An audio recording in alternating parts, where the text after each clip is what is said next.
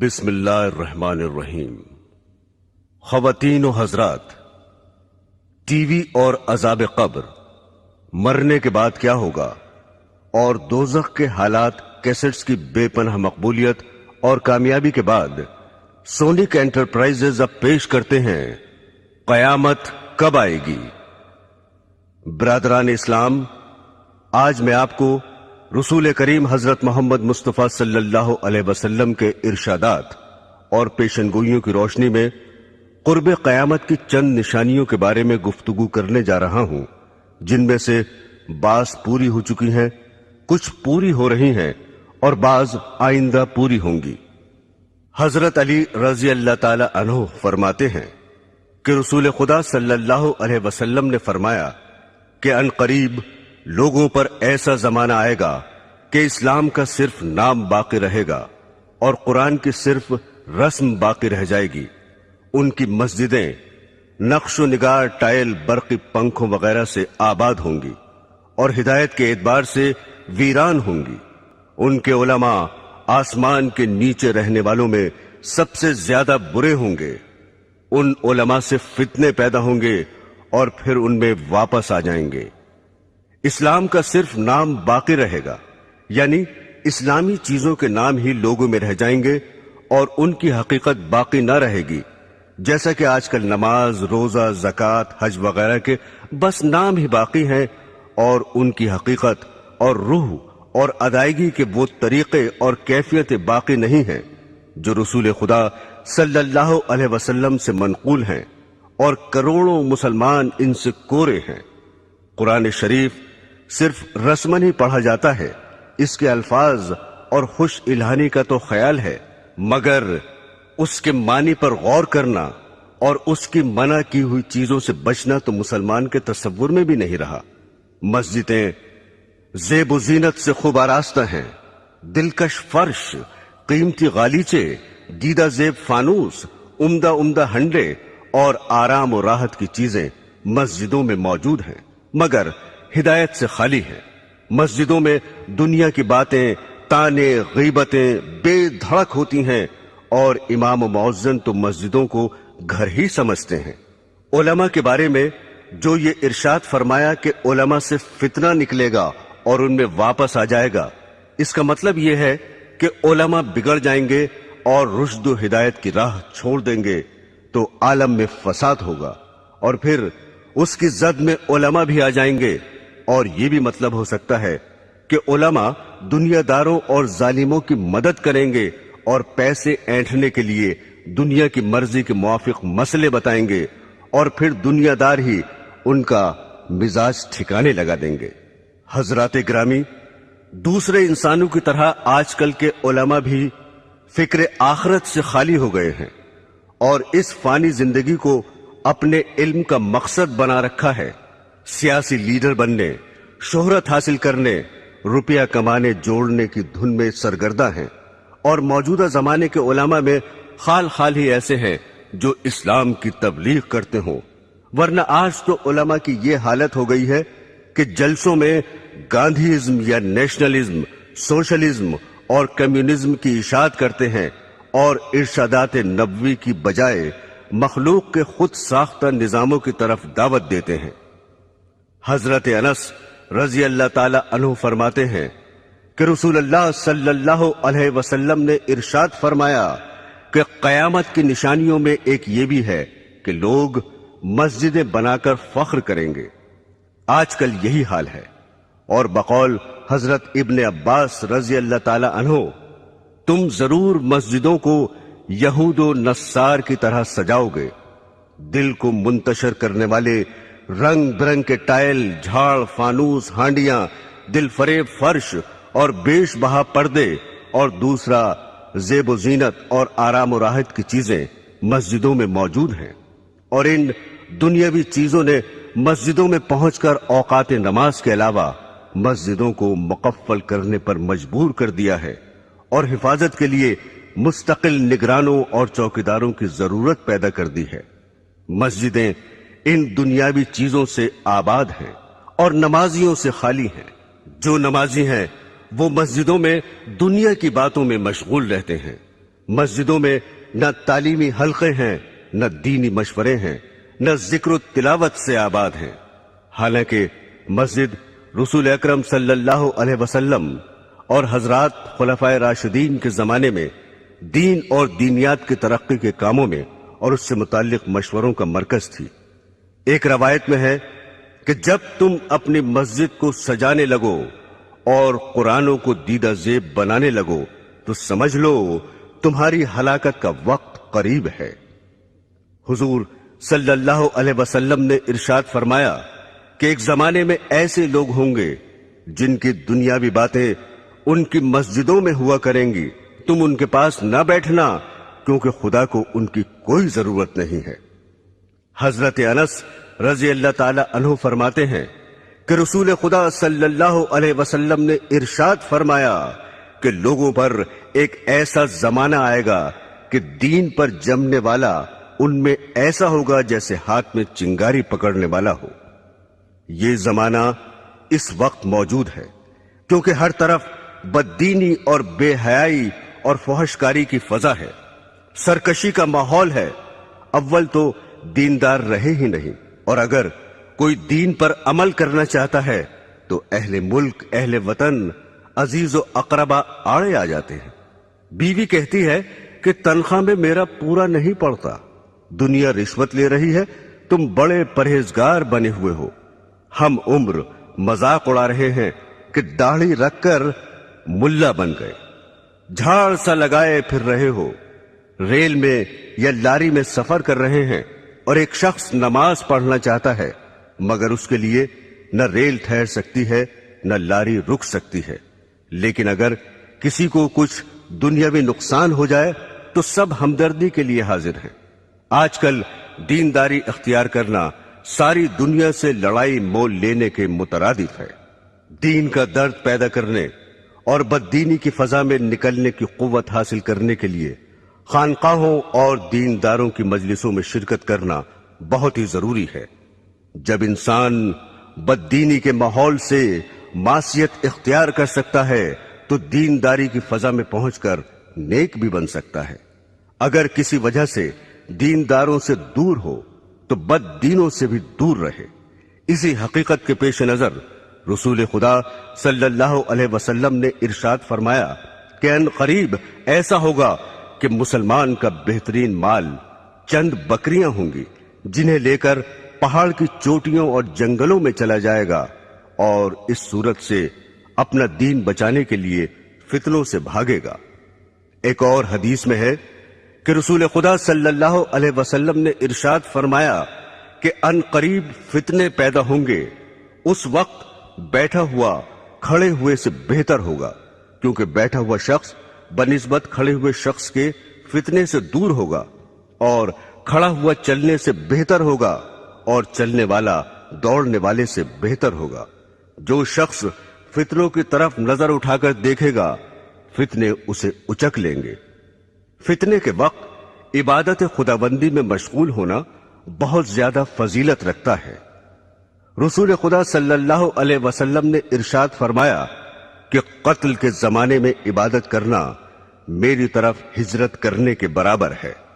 میرے دینی بہنوں اور بھائیوں، حضرت ثوبان رضی اللہ تعالی عنہ فرماتے ہیں کہ ایک مرتبہ رسول خدا صلی اللہ علیہ وسلم نے ارشاد فرمایا کہ ایک ایسا زمانہ آنے والا ہے کہ کفر و باطل کی جماعتیں تمہیں ختم کرنے کے لیے آپس میں ایک دوسرے کو اس طرح بلا کر جمع کر لیں گے جیسے کھانے والے ایک دوسرے کو بلا کر پیالے کے آس پاس جمع ہو جاتے ہیں۔ یہ سن کر ایک صاحب نے سوال کیا، کیا ہم اس روز کم ہوں گے؟ آپ نے فرمایا، نہیں، بلکہ تم اس روز تعداد میں بہت ہوگے، لیکن گھاس کے ان تنکوں کی طرح ہوگے جنہیں پانی کا سیلاب بہا کر لے جاتا ہے۔ پھر ارشاد فرمایا، خدا ضرور ضرور تمہارے دشمنوں کے دل سے تمہارا روب نکال دے گا، اور یقیناً وہ تمہارے دلوں میں کاہلی اور سستی ڈال دے گا۔ ایک صاحب نے عرض کیا، سستی کا کیا سبب ہوگا؟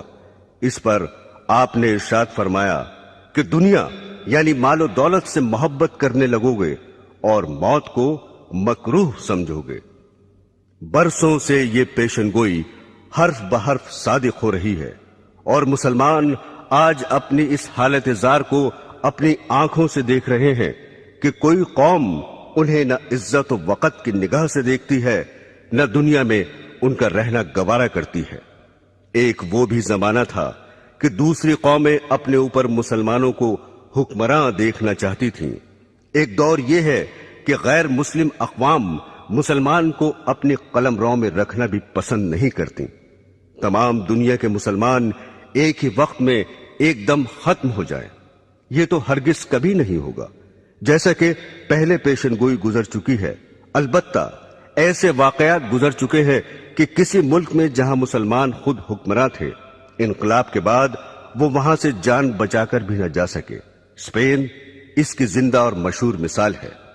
مسلمانوں کو آج ذلت و خواری کا منہ کیوں دیکھنا پڑ رہا ہے، اور کروڑوں کی تعداد میں ہوتے ہوئے بھی کیوں غیروں کی طرف تک رہے ہیں؟ اس کا جواب خود ہادی عالم صلی اللہ علیہ وسلم کے ارشاد میں موجود ہے کہ دنیا کی محبت اور موت کے خوف کے باعث یہ حال ہو رہا ہے۔ جب مسلمان دنیا کو محبوب نہ سمجھتے تھے اور جنت کے مقابلے میں جو موت کے بغیر نہیں مل سکتی، دنیا کی زندگی ان کی نظروں میں کچھ بھی حقیقت نہ رکھتی تھی، اس لیے وہ موت سے ڈرتے نہ تھے۔ حالانکہ تعداد میں کم تھے، لیکن دوسری قوموں پر حکمراں رہے اور اللہ کی راہ میں جہاد کر کے غیروں کے دلوں تک پر حکومت کرنے لگے۔ آج بھی جو ہمارا حال ہے ہم اسے خود بدل سکتے ہیں، بشرطے کہ پچھلے مسلمانوں کی طرح دنیا کو ذلیل اور موت کو عزیز از جان سمجھنے لگے، ورنہ ذلت اور بڑھتی ہی رہے گی۔ حضرات گرامی، حضرت ابو ہریرہ رضی اللہ تعالی عنہ فرماتے ہیں کہ رسول خدا صلی اللہ علیہ وسلم نے ارشاد فرمایا کہ قیامت کی نشانیوں میں سے یہ بھی ہے کہ علم اٹھ جائے گا، جہالت بہت بڑھ جائے گی، زنا کی کثرت ہوگی، شراب بہت پی جائے گی، مرد کم ہو جائیں گے، عورتیں اس قدر زیادہ ہو جائیں گی کہ 50 عورتوں کی خبرگیری کے لیے ایک ہی مرد ہوگا۔ اس حدیث میں جو کچھ ارشاد فرمایا ہے اس وقت ہو بہو ہو رہا ہے۔ البتہ عورتوں کی ابھی اتنی زیادتی نہیں ہوئی جتنی اس حدیث میں درج ہے، مگر یورپ کی جنگیں ان قریب ہی اس پیشن گوئی کو سچا کر دکھانے والی ہیں۔ حضرت انس رضی اللہ تعالی عنہ فرماتے ہیں کہ رسول خدا صلی اللہ علیہ وسلم نے ارشاد فرمایا کہ قیامت اس وقت تک قائم نہ ہوگی جب تک کہ وقت جلدی جلدی نہ گزرنے لگے۔ پھر اس کی تشریح فرمائی کہ 1 سال 1 ماہ کے برابر ہوگا، اور 1 ماہ 1 ہفتے کے برابر ہوگا، اور 1 ہفتہ 1 دن کے برابر ہوگا، اور 1 دن 1 گھڑی کے برابر ہوگا، اور 1 گھڑی ایسے گزر جائے گی جس طرح آگ کا شعلہ یکایک بھڑک کر ختم ہو جاتا ہے۔ برادران اسلام، قرب قیامت کی نشانیوں میں سے یہ بھی ہے کہ سود عام ہوگا اور حلال و حرام کا خیال نہ کیا جائے گا۔ حضرت ابو ہریرہ رضی اللہ تعالی عنہ فرماتے ہیں کہ رسول خدا صلی اللہ علیہ وسلم نے ارشاد فرمایا کہ لوگوں پر ایک ایسا زمانہ آئے گا کہ انسان یہ پرواہ نہ کرے گا کہ اس نے حلال حاصل کیا یا حرام لیا۔ بعض لوگ کہہ دیتے ہیں آج کل حلال تو ملتا ہی نہیں، لیکن یہ سمجھنا کہ حلال آج کل ملتا ہی نہیں نفس کا دھوکہ ہے، چونکہ حلال کا دھیان رکھنے کی وجہ سے انسان قیود و حدود میں بندھ جاتا ہے، اور بقول حضرت سفیان ثوری رحمت اللہ علیہ حلال میں فضول خرچی کی گنجائش نہیں ہوتی اور عیش و مستی کی زندگی گزارنے کا موقع نہیں ملتا، اس لیے نفس یہ تعویل سمجھاتا ہے کہ آج کل حلال تو ملتا ہی نہیں، لہذا حرام حلال کا خیال فضول ہے۔ لیکن جن بندوں کے دل میں خدا کا خوف ہے اور جنہوں نے سرور عالم صلی اللہ علیہ وسلم کا فرمان کہ جنت میں وہ گوشت داخل نہ ہوگا جو حرام سے بڑھا ہو، جو گوشت حرام سے بڑھا ہو دوزخ اس کی زیادہ مستحق ہوگی۔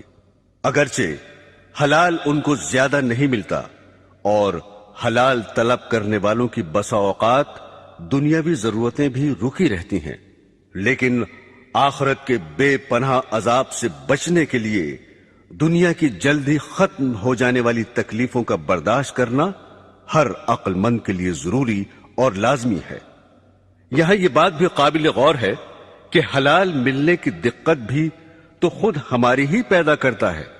اگر تقوی اور پرہیزگاری کی طرف لوگوں کا رخ ہو جائے اور سب حلال کمانے کی فکر کریں تو جو مشکلات آج پیدا ہو رہی ہیں وہ کسب حال میں ہرگز پیش نہ آئیں، مگر حال یہ ہے کہ جو دیندار اور پرہیزگار سمجھے جاتے ہیں، برس ہا برس کے نمازی ہیں، وہ بھی کمانے کے سلسلے میں مفتی صاحب کی خدمت میں یہ معلوم کرنے کے لیے نہیں پہنچتے کہ میں یہ تجارت کرنا چاہتا ہوں یا فلاں محکمے میں مجھے ملازمت مل رہی ہے، یہ جائز ہے یا ناجائز، حالانکہ شریعت میں ہر محکمے اور ہر معاملے کے احکام موجود ہیں۔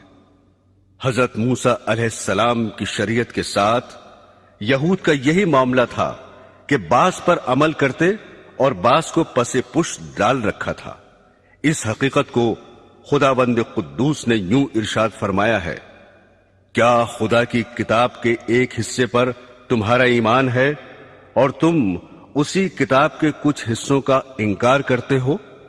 رسول اللہ صلی اللہ علیہ وسلم نے ارشاد فرمایا کہ لوگوں پر ضرور ایک ایسا دور آئے گا کہ کوئی شخص ایسا باقی نہ رہے جو سود کھانے والا نہ ہو، اور اگر سود بھی نہ کھائے گا تو اسے سود کا دھواں اور بعض روایات میں غبار پہنچ جائے گا۔ یہ پیشن گوئی بھی اس وقت صادق آ رہی ہے۔ بینکوں سے تعلق رکھنے والوں اور بینک کے ذریعے کاروبار چلانے والوں کو اور پھر ان سے شرکت یا ملازمت کے ذریعے روپیہ حاصل کرنے والوں کو شمار کر لو، پھر دیکھو کہ سود سے یا اس کے اثر سے کون بچ رہا ہے۔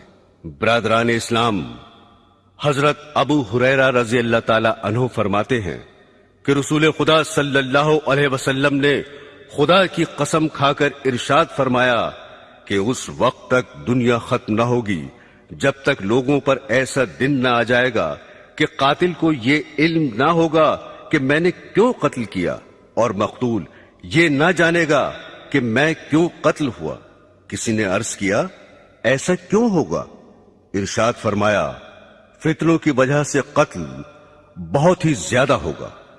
پھر ارشاد فرمایا، ان فتنوں میں قتل کرنے والا اور قتل ہونے والا دونوں جہنم میں داخل ہوں گے۔ حضرات گرامی، قاتل کا دوزخی ہونا تو ظاہر ہے کہ اس نے ناحق دوسرے کا خون کیا، اور مقتول کے دوزخی ہونے کی وجہ دوسری حدیث میں یہ آئی ہے کہ چونکہ وہ بھی دوسرے کو قتل کرنے کی فکر میں لگا ہوا تھا اس لیے وہ بھی دوزخی ہوگا۔ میرے عزیزوں، آج کل جس قدر قتل واقع ہو رہے ہیں عموماً ان کی وجہ فتنوں کے سوا کچھ نہیں ہوتی۔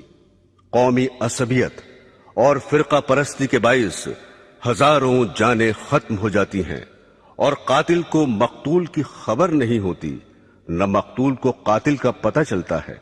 دوسرے فرقے کا جو شخص ہاتھ لگا ختم کر ڈالا۔ چند انسانوں کے نظریوں کی جنگ نے ایسے ایسے آلات جنگ تیار کر لیے ہیں کہ شہر کے شہر ذرا ہی دیر میں فنا کے گھاٹ اترتے چلے جاتے ہیں۔ پھر تعجب یہ ہے کہ ہر فریق یہ کہتا ہے کہ ہم امن چاہتے ہیں۔ برادران اسلام، حضرت عمر اور حضرت ابو ہریرہ رضی اللہ تعالی عنہما سے روایت ہے کہ رسول خدا صلی اللہ علیہ وسلم کی خدمت میں آ کر ایک صاحب نے دریافت کیا کہ قیامت کب آئے گی؟ آپ نے ارشاد فرمایا کہ میں اور تم اس معاملے میں برابر ہیں، یعنی اس کا جیسے تمہیں پتہ نہیں مجھے بھی علم نہیں۔ ان صاحب نے عرض کیا، تو اس کی نشانیاں ہی بتا دیجئے۔ آپ نے ارشاد فرمایا، اس کی بعض نشانیاں یہ ہیں کہ عورتیں ایسی لڑکیاں جننے لگیں جو ان ماؤں پر حکم چلائیں، اور تم دیکھو گے کہ ننگے پیر اور ننگے بدن والے تنگ دست اور بکریاں چلانے والے मकानात की बुलंदी पर फख्र करेंगे। ये हजरत उमर की रवायत के अल्फाज हैं और हजरत अबू हुरैरा रज़ी अल्लाह ताला अन्हु की रवायत में है कि आपने फरमाया, जब तुम नंगे पैर और नंगे बदन वालों गूंगों बहरों को जमीन का बादशाह देखो, उस वक्त कयामत करीब होगी। मकानात की बुलंदी पर फख्र करना और ऐसी औलाद का पैदा हो जाना जो वालिदैन पर हुक्म चलाए, इस दौर में हू बहू मौजूद है। जो अहले सरवत और सरमायादार हैं, वो तो बड़ी बड़ी बिल्डिंगें बनाते हैं ही, मगर जिनके पास खाने पहनने को भी नहीं, वो भी पेट काट काट कर और कर्ज ले लेकर अपने घरों की इमारत ऊंची बनाने की फिक्र में रहते हैं। जहां इंसान के और औसाफ की तारीफ की जाती है, वहां उम्दा मकान, बैठक और बंगले का मालिक होना भी जबान पर आ जाता है। नंगे बदन और नंगे पैर वाले बादशाह तो अभी मौजूद नहीं हुए, आइंदा जरूर होंगे, जैसा कि सरवर आलम सल्लल्लाहु अलैहि वसल्लम ने खबर दी है। अलबत्ता ऐसे हुक्मरान इस वक्त भी मौजूद हैं जिन्हें गूंगा और बहरा कहना बिल्कुल सही है, क्योंकि उनमें न हक सुनने की सलाहियत है, न हक कहने की काबिलियत है। उनके मुखालिफ अखबारों और लीडरान उनको हक पर लाने की बहुत कोशिश करते हैं, मज़ामीन और आर्टिकल्स लिखकर झंझोड़ते हैं, मगर वो अपनी कजरबी को छोड़ने के लिए जरा भी टस से मस नहीं होते। उनकी गोयाई का यह आलम है कि तकरीरों और बयानों में इस कदर साफ और सरी झूठ बोल जाते हैं कि अखबारात उनके झूठ की दाद देते देते थक जाते हैं और अवाम के दिलों से अपने हुक्मरानों की बात का एतमाद उठता चला जाता है। फिर नाअहल इस कदर है कि जो महकमा उनके सुपुर्द किया जाता है, रुपए की तनख्वाह बटोरने के शौक में उसे कबूल तो कर लेते हैं, मगर महकमे की जिम्मेदारियों को पूरी तरह अंजाम देने से कासिर रहते हैं। बुखारी शरीफ में है कि रसूल खुदा सल्लल्लाहु अलैहि वसल्लम की खिदमत में हाजिर होकर एक देहाती ने सवाल किया कि कयामत कब आएगी। आपने इरशाद फरमाया, जब अमानतदारी जाती रहे तो कयामत का इंतजार करना। साइल ने दोबारा दरियाफ्त किया कि अमानतदारी कैसे जाया होगी। इरशाद फरमाया, जब ओहदे नाअहलों के सुपुर्द कर दिए जाएं, जैसे सदारत, कयादत, हुकूमत, विजारत, तदरीस, अमामत, खिताबत वगैरह, तो कयामत का इंतजार करना। यानी जब ऐसा होगा तो अमानतदारी भी जाया कर दी जाएगी। इस इरशाद से मालूम हुआ कि नालायक हुक्मरानों के अलावा दूसरे ओहदों पर फायज होने वाले भी नाअहल होंगे। चुनाचे आजकल मौजूद हैं फासिक, बखील, बदकार और बद अखलाक लोग बड़े बड़े ओहदों पर फायज हैं। जो लोग मौजिज और अहले अक्ल समझे जाते हैं, दौलत और सरवत की वजह से उन्हें बड़ा आदमी कहा जाता है। उनके अफाल और किरदार बसा औकात अखबारों में शाया होते हैं, तो पता चलता है कि इस दौर के बड़ों की बदकारी किस दर्जा बढ़ी हुई है। और सैयद आलम सल्लल्लाहु अलैहि वसल्लम का इरशाद ग्रामी, उस वक्त तक कयामत कायम न होगी जब तक दुनिया का सबसे ज्यादा हिस्सा ऐसे शख्स को ना मिल जाए जो खुद भी कमीना होगा और उसका बाप भी कमीना होगा। जल्द ही दुनिया पर सादिक आने वाला है। इस वक्त इंसानों में बुलंद अखलाक वाले इंसान बहुत ही कम है, और वो वक्त मौजूद है जिसका बुखारी शरीफ में जिक्र है कि रसूल खुदा सल्लल्लाहु अलैहि वसल्लम ने इरशाद फरमाया कि लोग यके बाद दीगरे खत्म होते जाएंगे और बेकार लोग रह जाएंगे, जैसे रद्दी, जौ या खजूर का कूड़ा रह जाता है। खुदा उनकी जरा परवाह न करेगा। फरमाया नबी करीम सल्लल्लाहु अलैहि वसल्लम ने कि मेरे रब ने मुझे तमाम जहानों के लिए रहमत और हादी बनाकर भेजा है, और मुझे हुक्म दिया है कि गाने बजाने का सामान और बुत और सलीब और जाहिलियत की चीजों को मिटा दो। हजरात ग्रामी, आजकल गाना बजाना जिंदगी का अहम जुज्म बना हुआ है, और अज़दवाजी जिंदगी का मेयार भी इस कदर बदल गया کہ شوہر و بیوی کے انتخاب کے لیے دیندار اور خدا ترس ہونا نہیں دیکھا جاتا، بلکہ مرد نازنین رقاصہ ڈھونڈتا ہے اور بیوی کو ہیرو درکار ہوتا ہے۔ مال و زر کی ہوس میں شریف زادیاں خاندانی عزت کو خاک میں ملا کر سٹیج پر آ رہی ہیں۔ کمپنی کے ایجنٹ اور دلال بہلا پھسلا کر انہیں تباہ و برباد کرتے ہیں۔ ایک ایکٹریس اپنے حسن کے جنون میں ہر وہ حرکت کر گزرتی ہے جو نہیں کرنی چاہیے۔ جب پوسٹروں اور اخباروں میں اس کا تعارف کرایا جاتا ہے اور اس کے رقص کی تعریف کی جاتی ہے تو اس کا دل اور بڑھتا ہے اور بے حیائی کے اور زیادہ مراتب طے کرتی چلی جاتی ہے۔ ضرورت زمانہ کو دیکھ کر اب تو بعض اسکولوں میں بھی رقص کی باقاعدہ تعلیم دی جا رہی ہے۔ ریڈیو گھر گھر اچھی باتیں اور عمدہ اخلاق کی تعلیمات پہنچانے کا بہترین ذریعہ ہے، مگر اس میں بھی اچھی تقریریں کبھی کبھی ہوتی ہیں اور گانے ہر وقت ہوتے رہتے ہیں۔ افسوس کہ اس دور کے ذمہ دار انسان بھی اصلاحی پروگراموں کو لے کر آگے نہیں بڑھتے، اور مزید تعجب یہ ہے کہ جو اسلامی اسٹیٹ کہلاتی ہیں وہاں بھی گانے بجانے، عیش و آرام کے آلات، تھیٹر اور سنیما پر کوئی پابندی نہیں ہے۔ حضرت ابو ہریرہ رضی اللہ تعالی عنہ فرماتے ہیں کہ رسول خدا صلی اللہ علیہ وسلم نے ارشاد فرمایا کہ دوستیوں کے دو گروہ پیدا ہونے والے ہیں جنہیں میں نے نہیں دیکھا کیونکہ وہ ابھی پیدا نہیں ہوئے۔ پھر اس کی تشریح کرتے ہوئے فرمایا کہ ایک گروہ تو ایسا پیدا ہوگا جو بیلوں کی دموں کی طرح لمبے لمبے کوڑے لیے پھریں گے اور ان سے لوگوں کو مارا کریں گے، صبح شام اللہ کے غصے اور ناراضگی و لعنت میں پھرا کریں گے۔ دوسرا گروہ ایسی عورتوں کا پیدا ہوگا جو کپڑے پہنے ہوئے بھی ننگی ہی ہوں گی، غیر مردوں کو اپنی طرف مائل کریں گی اور خود بھی ان کی طرف مائل ہوں گی۔ ان کے سر اونٹوں کی جھکی ہوئی پشتوں کی طرح ہوں گے، نہ جنت میں داخل ہوں گی نہ جنت کی خوشبو سونگھیں گی، حالانکہ بلا شک و شبہ اس کی خوشبو اتنی دور سے آتی ہے۔ برادران اسلام، اس حدیث میں دو پیشن گوئیاں مذکور ہیں۔ ایک ظالم گروہ کے بارے میں ہے کہ کچھ لوگ کوڑے لیے پھریں گے اور لوگوں کو ان سے پیٹا کریں گے، یعنی اقتدار کے نشے میں ضعیفوں اور بے کسوں پر ظلم کریں گے اور بلا وجہ خامخواہ عام پبلک کو ستائیں گے۔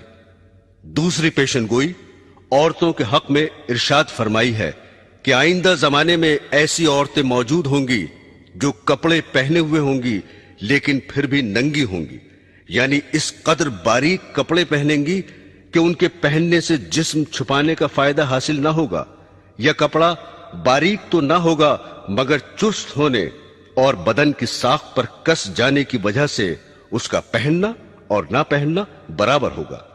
اور آج کل تو چست ہونے کے ساتھ بدن کا ہم رنگ ہونا بھی داخل فیشن ہو چکا ہے۔ چنانچہ گندمی رنگ کے ایسے موزے داخل لباس ہو چکے ہیں جن کا پیر سے اوپر کا حصہ پنڈلی پر کھال کی طرح چپکا ہوا ہوتا ہے۔ بدن پر کپڑا ہونے اور اس کے باوجود بھی ننگا ہونے کی ایک صورت یہ بھی ہے کہ بدن پر صرف تھوڑا سا کپڑا ہو اور بدن کا بیشتر حصہ اور خصوصاً وہ اعضاء کھلے رہیں جن کو باحیا عورتیں غیر مردوں سے چھپایا کرتی ہیں، جیسا کہ یورپ اور ایشیا کے بعض شہروں میں ایسا لباس پہننے کا رواج ہے کہ صرف گھٹنوں تک قمیض ہوتی ہے، آستینیں موڑھے سے صرف 2-4 انچ ہی بڑی ہوتی ہیں، پنڈلیاں بالکل ننگی ہوتی ہیں اور سر بھی دوپٹے سے خالی ہوتا ہے۔ پھر فرمایا کہ یہ عورتیں مردوں کو اپنی طرف مائل کریں گی اور خود ان کی طرف مائل ہوں گی، یعنی ننگا ہونے کا رواج مفلسی کی وجہ سے نہ ہوگا بلکہ ان کی نیت مردوں کو بدن دکھانا اور ان کا دل لبھانا مقصود ہوگا، اور لبھانے کا دوسرا طریقہ یہ اختیار کریں گی کہ اپنے سروں کو جو دوپٹوں سے خالی ہوں گے مٹکا کر چلیں گی، جس طرح اونٹ کی پشت کا بالائی حصہ تیز رفتار کے وقت زمین کی جانب جھکا رہتا ہے۔ اونٹ کی پشت سے تشبیہ دینے سے یہ بھی بتایا کہ بال پھلا پھلا کر اپنے سروں کو موٹا کریں گی۔ پھر فرمایا کہ ایسی عورتیں جنت میں داخل نہ ہوں گی بلکہ اس کی خوشبو تک نہ سونگھیں گی۔ شریعت اسلامیہ نے زناکاری سے بھی روکا ہے اور ایسی چیزوں سے بھی روکا ہے جو زنا کی طرف بلانے والی ہیں، حتیٰ کہ اس کو بھی زنا فرمایا ہے کہ کوئی عورت تیز خوشبو لگا کر مردوں پر اس لیے گزرے کہ مرد اس کی خوشبو سونگھ لیں۔ برادران اسلام، کسی حادثے اور واقعے کا قیامت کی علامتوں میں سے ہونے کا یہ مطلب نہیں کہ قیامت کے بالکل ہی قریب ہو، بلکہ مطلب یہ ہے کہ قیامت سے پہلے اس کا وجود میں آ جانا ضروری ہے۔ اس لیے آن حضرت صلی اللہ علیہ وسلم نے بہت سے حوادث و واقعات کے بارے میں یہ فرمایا کہ قیامت اس وقت تک قائم نہ ہوگی جب تک ایسا نہ ہو جائے۔ اب میں وہ حوادث و واقعات بیان کرتا ہوں جو عموماً قیامت کے قریب تر زمانے میں ظاہر ہوں گے۔ رسول خدا صلی اللہ علیہ وسلم نے فرمایا کہ عیسائیوں سے صلح کرو گے جو امن والی صلح ہوگی۔ تم اور عیسائی آپس میں مل کر ایک دوسری عیسائی جماعت سے جنگ کرو گے، اس جنگ میں تمہاری فتح ہوگی، مال غنیمت ہاتھ لگے گا اور صحیح سالم واپس آ کر بڑے بڑے ٹیلوں والے میدان میں ٹھہرو گے جہاں درخت بہت ہوں گے۔ بیٹھے بٹھائے ایک عیسائی صلیب کو ہاتھ میں اٹھائے گا اور کہے گا کہ صلیب کی برکت سے فتح ہوئی۔ یہ سن کر ایک مسلمان کو غصہ آ جائے گا اور اس سے صلیب چھین کر توڑ ڈالے گا۔ یہ حال دیکھ کر عیسائی صلح کو توڑ دیں گے اور مسلمانوں سے جنگ کرنے کے لیے جمع ہو جائیں گے۔ مسلمان بھی اپنے ہتھیار لے دوڑیں گے اور عیسائیوں سے جنگ کریں گے۔ اس جنگ میں مسلمانوں کا بادشاہ شہید ہو جائے گا اور دوسرے ملکوں کی طرح ملک شام میں بھی عیسائیوں کی حکومت ہو جائے گی، اور جس عیسائی جماعت سے مسلمانوں کے ساتھ مل کر پہلے جنگ کی تھی اس سے اب یہ عیسائی صلح کر لیں گے۔ اس جنگ میں جو مسلمان بچیں گے وہ مدینے میں چلے جائیں گے اور خیبر کے قریب تک عیسائیوں کی حکومت ہو جائے گی۔